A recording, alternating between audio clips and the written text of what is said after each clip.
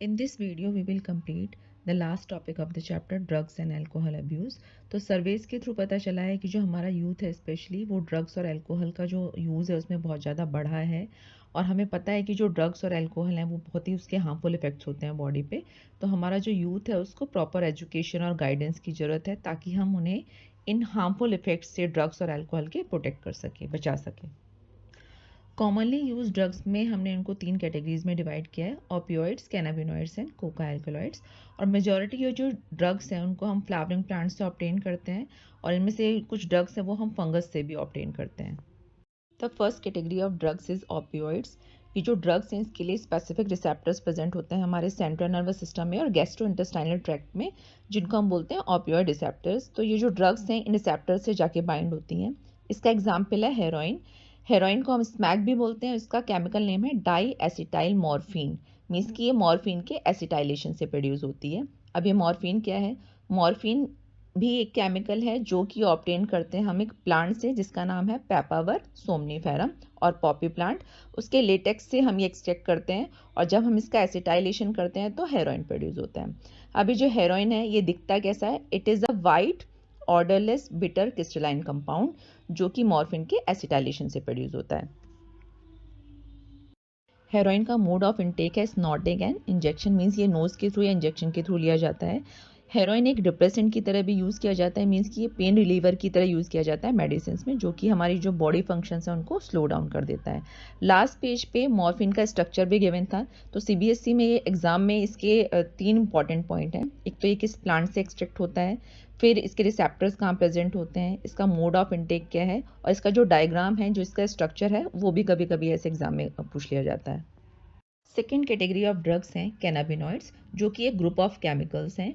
इनके लिए भी रिसेप्टर्स प्रेजेंट होते हैं हमारे ब्रेन में जिनको हम बोलते हैं कैनाबिनॉइड रिसेप्टर्स। तो फर्स्ट पॉइंट इसका हो गया कि इसके लिए रिसेप्टर्स कहाँ प्रेजेंट होते हैं? हमारे ब्रेन में, कैनाबिनॉइड रिसेप्टर्स। सेकेंड पॉइंट कि इसको हम किस प्लांट से ऑब्टेन करते हैं? तो हम इसको ऑब्टेन करते हैं कैनाबिस सटाइवा प्लांट से। उसके इन्फ्लोरेसेंस से हम ऑब्टेन करते हैं इन ड्रग्स को। थर्ड इसका कि इसके एग्जाम्पल क्या है? इसके एग्जाम्पल है मैरिजुआना, हशीश, चरस एंड गांजा। तो ये जो डिफरेंट कैटेगरी ऑफ ड्रग्स हैं इनको हम डिफरेंट पार्ट्स ऑफ प्लांट से ऑब्टेन करते हैं। किसी में हम फ्लावर टॉप्स, लीव्स, रेजिन, तो प्लांट के डिफरेंट पार्ट्स को यूज़ करते हैं डिफरेंट कॉम्बिनेशंस में इनको बनाने के लिए, मैरिजुआना, हशीश, चरस एंड गांजा को। अब इसका मोड ऑफ इनटेक क्या है इन ड्रग्स का? इनका मोड ऑफ इनटेक है इनहेलेशन एंड ओरल इंजेक्शन और ये बेसिकली हमारे कार्डियोवास्कुलर सिस्टम को अफेक्ट करती हैं। बहुत सारे स्पोर्ट्स पर्सन भी कैनाबिनॉइड्स का मिसयूज़ करते हैं to increase their energy levels. Third category of drugs है कोका एल्कलॉइड और कोकेन, जो कि हम ऑब्टेन करते हैं एक प्लांट से जिसका नाम है इथ्रोजाइलम कोका, जो कि साउथ अमेरिका का प्लांट है। अब इसका मोड ऑफ एक्शन क्या है?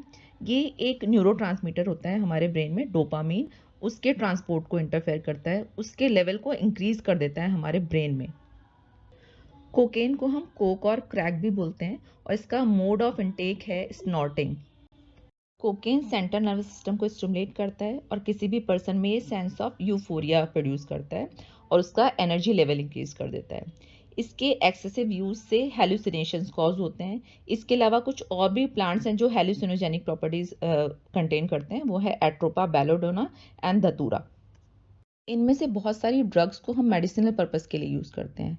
तो जब भी किसी ड्रग को मेडिसिनल पर्पस के अलावा कोई अगर पर्सन यूज़ कर रहा है, उसके अमाउंट को इंक्रीज करके या फ्रिक्वेंटली उसको यूज़ कर रहा है, जो उसकी फिजिकल, फिजियोलॉजिकल या साइकोलॉजिकल फंक्शंस को डिस्टर्ब कर रहा है, तब हम उसको ड्रग अब्यूज़ वाली कैटेगरी में रखेंगे। तो यहाँ पे एग्जाम्पल्स दे रखे हैं उन ड्रग्स के जो हम मेडिसिनल पर्पस के लिए यूज़ करते हैं, लाइक बार्बिटोरेट्स, एम्फेटामिन्स। इनको हम यूज़ करते हैं डिप्रेशन, इंसोम्निया या मेंटल इलनेस वाले पेशेंट्स के लिए। सेम वे मॉर्फिन है, उसको हम यूज़ करते हैं एज अ सेडेटिव और पेन किलर, जब सर्जरी करते हैं किसी पेशेंट की तब यूज़ करते हैं। फिर हम बहुत सारे जो प्लांट्स हैं उनके फ्रूट्स और सीड्स को बहुत सालों से यूज़ करते आ रहे हैं मेडिसिनल पर्पस के लिए। तो अगर हम उसका अमाउंट या फ्रिक्वेंसी अगर हम इंक्रीज़ करें तब वो ड्रग अब्यूज़ है। टोबैको को भी हम एक ड्रग की कैटेगरी में रखते हैं क्योंकि हम इसको मोर देन 400 ईयर्स से यूज़ करते हुए आ रहे हैं। इसका मोड ऑफ इनटेक है स्मोकिंग, च्युइंग और snuffing. Tobacco large number of chemicals contain करता है जिसमें से एक है निकोटीन।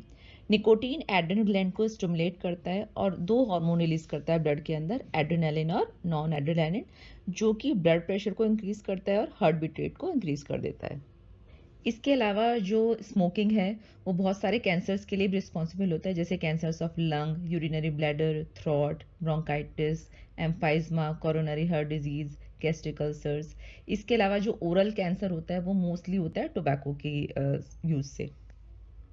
स्मोकिंग का एक और साइड इफ़ेक्ट है या ड्रॉबैक है कि ये कार्बन मोनोऑक्साइड के कंटेंट को हमारे ब्लड में इंक्रीज़ कर देता है और ऑक्सीजन के कंटेंट को रिड्यूस कर देता है, क्योंकि जो हमारा हीमोग्लोबिन है वो कार्बन मोनोऑक्साइड के साथ उसकी बाइंडिंग की जो एफिनिटी है वो ज़्यादा है अगर हम कंपेयर करें विद द ऑक्सीजन। तो इसीलिए जो भी स्मोकिंग करते हैं उनके अंदर ऑक्सीजन की डेफिशिएंसी हो जाती है due to use of nicotine और tobacco. Last topic of the chapter is adolescent and drug alcohol abuse. तो इस टॉपिक को हम थोड़ा शॉर्ट में करेंगे और इसके सिर्फ मेन पॉइंट्स को ही डिस्कस करेंगे। तो एडोलसेंस एक क्रिटिकल फेज है ग्रोथ और डेवलपमेंट की, जिसमें बहुत सारे फिजियोलॉजिकल, साइकोलॉजिकल और इमोशनल चेंजेस आते हैं किसी भी इंडिविजुअल में।